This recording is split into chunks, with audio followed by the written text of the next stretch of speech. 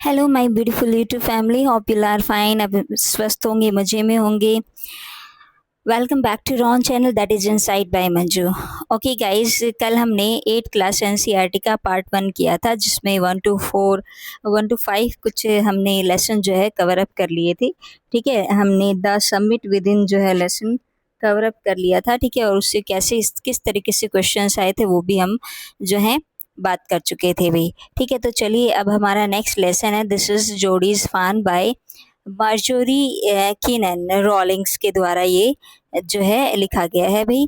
ठीक है, यहाँ से भी क्वेश्चंस आया था, हर लेसन से क्वेश्चन आया भाई। देखो, लेसन 1, लेसन 2, लेसन 3, 3 से नहीं आया, ग्लिम्पसेस ऑफ द पास्ट से नहीं आया है, एक उस लेसन को छोड़कर बाकी सभी लेसन से जो है क्वेश्चंस देखने को मिले हैं। ठीक है, तो इम्पोर्टेंट सीरीज है। ओके, तो stay tune with me.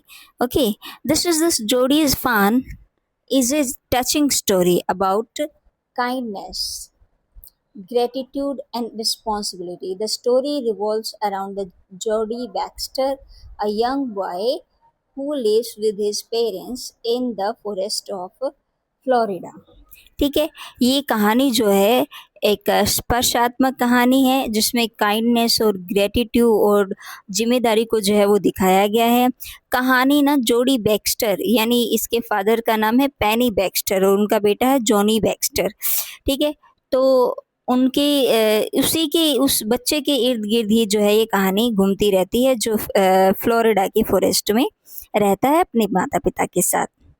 One day, Jody's father, Penny Baxter, is bitten by rattlesnake while they are out of the woods. ठीक है, जब वो जंगल में घूमने के लिए गए हुए थे, तो जो पेनी बैक्स्टर था उसको रेटल स्नेक ने काट लिया था।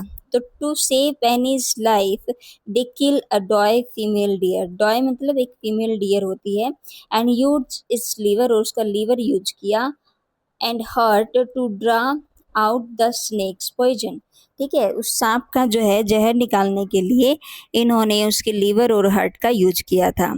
पेनी रिकवर्स, अब पेनी जो है रिकवर हो गया था, but Jody keeps thinking about the doe's young fawn. लेकिन जोडी जो था वो अभी भी जो डॉय है, जो मादा हिरन है, उसके फान यानी उसके मेमने के बारे में अभी भी वो सोच रहा था कि which has now become an orphan, अब उस अनाथ का क्या होगा। ठीक है, तो Jody feel sad and guilty because the fawn has lost its mother for the sake of saving his father's life. ठीक है, किसके लिए? कि for the sake of his father's life, उसके पिता के जीवन को बचाने के लिए फान जो है उसने अपनी मदर को खो दिया है। अब उसे बहुत गिल्टी फील हो रही है। ठीक है, तो क्या डिसीजन लेता है वो? He ask his father he can bring the fawn. यहाँ से क्वेश्चन देखो आया हुआ था कि क्या क्या करना चाहता था जोड़ी जो है घर लाकर, उसकी परवरिश करना चाहता था या उसके साथ खेलना चाहता था या क्या करना चाहता था? तो आंसर है कि ही can bring the fawn home and raise it. ठीक है, वो घर लाकर उसको पालना चाहता था। तो पैनी understand Jody's feeling and agrees. पैनी उसकी भावनाओं को समझ जाता है और उसे सहमति दे देता है भाई। ठीक है,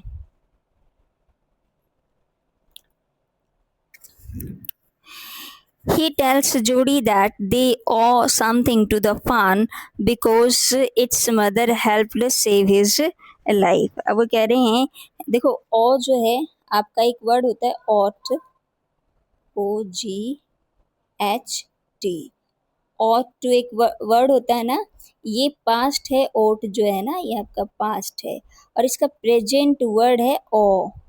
ठीक है, तो दे ओ समथिंग, तो उन्हें करना चाहिए कुछ उस फान के लिए, because it's mother help save his life, क्योंकि उसकी माँ ने माँ की वजह से ही उसके पिता का जीवन जो है भी बच गया था।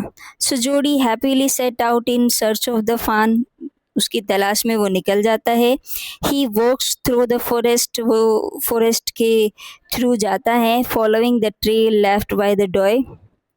ठीक है, जो डॉय के द्वारा जो रास्ता जो निशान छोड़े गए थे उनको फॉलो करता है।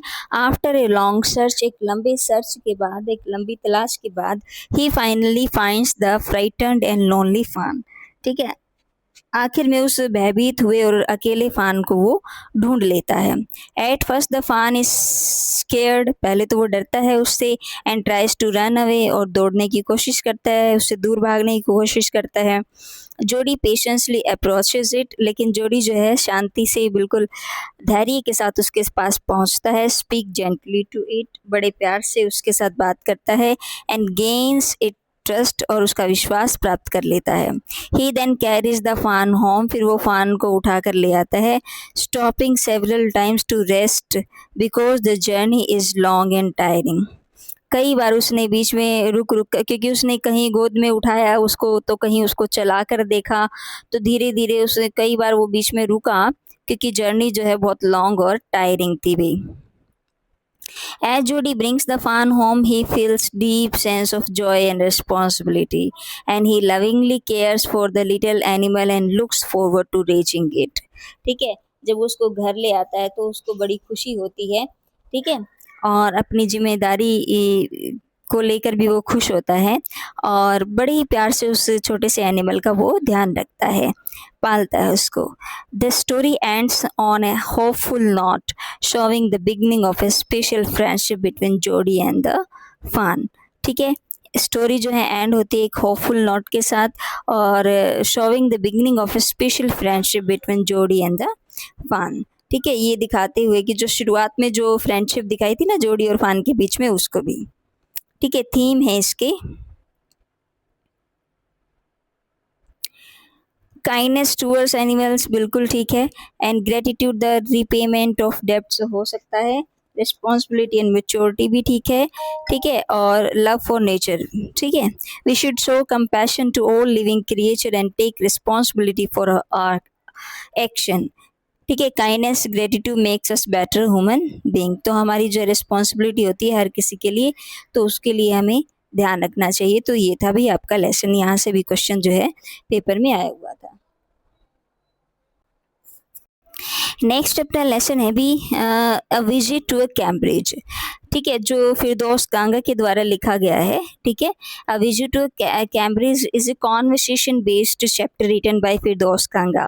फिरदौस कांगा के बीच में और जो एक स्टीफन हॉकिंग साइंटिस्ट है, फेमस साइंटिस्ट है, उन दोनों के बीच की जो कन्वर्सेशन थी ना, उस कन्वर्सेशन के बेस्ड पर ये चैप्टर आपका है। It describes his visit to meet the famous scientist Stephen Hawking at Cambridge। ठीक है, देखो इसमें दोनों ये डिसेबल्ड हैं, दोनों जो हैं, फिरदौस कांगा भी और ये जो है आपके राइटर भी, और ये जो फेमस साइंटिस्ट हैं वो भी। ठीक है, तो दोनों जो क्या है भी, स्टीफन हॉकिंग की तो एक भी हड्डी जो है पूरी नहीं थी। ठीक है, फिर भी वो वर्ल्ड फेमस साइंटिस्ट बने हैं। ठीक है, तो अगर वो बन सकते हैं तो कुछ भी हो सकता है, ध्यान रखिएगा। तो फिरदौस कांगा, who was physically disabled because of rare disease, visited Stephen Hawking, who was completely paralyzed and could communicate only through a computer। तो फिरदौस कांगा जो है वो फिजिकली डिसेबल्ड थे भी।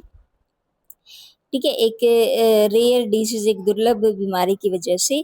ठीक है, वो स्टीफन हॉकिंग के पास जाते हैं। स्टीफन हॉकिंग पूरी तरीके से पैरालाइज्ड है, बातचीत कर सकते हैं किसके द्वारा, एक कंप्यूटर के द्वारा केवल।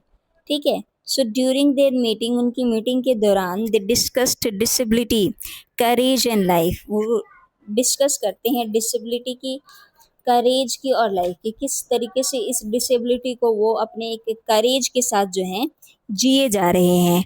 Hawking told Kanga that disabled people should focus on what they can do rather than on their limitation.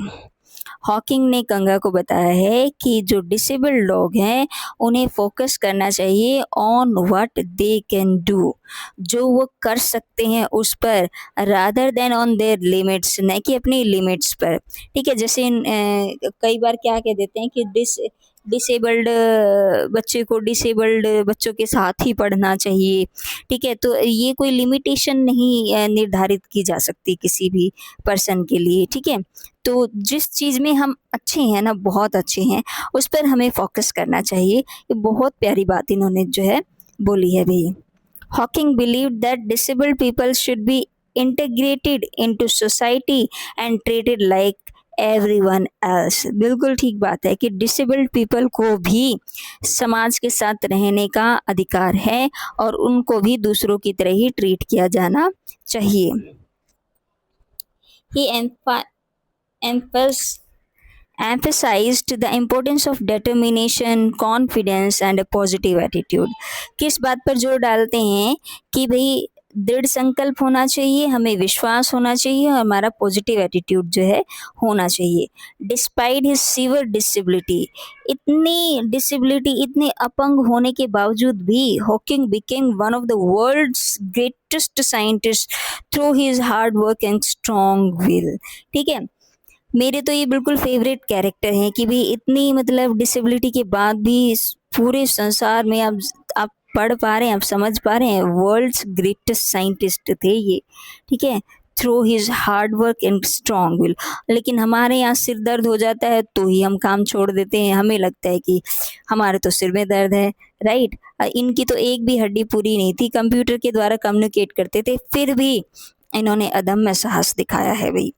तो the chapter highlights Hawking's intelligence, optimism and sense of humour. ठीक है, हाईलाइट करते हैं उनकी इंटेलिजेंस को, उनके आशावादी तरीके को और उनके सेंस ऑफ ह्यूमर को. It teaches us that physical disability can not stop a person from achieving great success if they have courage and determination. तो फिजिकल जो शारीरिक जो अपंगता है ना, वो किसी भी आदमी को रोक नहीं सकती उसकी सफलता को प्राप्त करने में. ठीक है, अगर उसके अंदर साहस है और डिटर्मिनेशन है तो. थीम क्या है? The chapter conveys a message that will power, इच्छा शक्ति, सेल्फ कॉन्फिडेंस, आत्मविश्वास and a positive outlook can help people overcome physical challenges and achieve greatness. ठीक है, तो इस बारे में जो है ये बात हुई थी भी. ठीक है, तो ये था आपका lesson a visit to a Cambridge. ठीक है, चलिए नेक्स्ट चैप्टर है अपना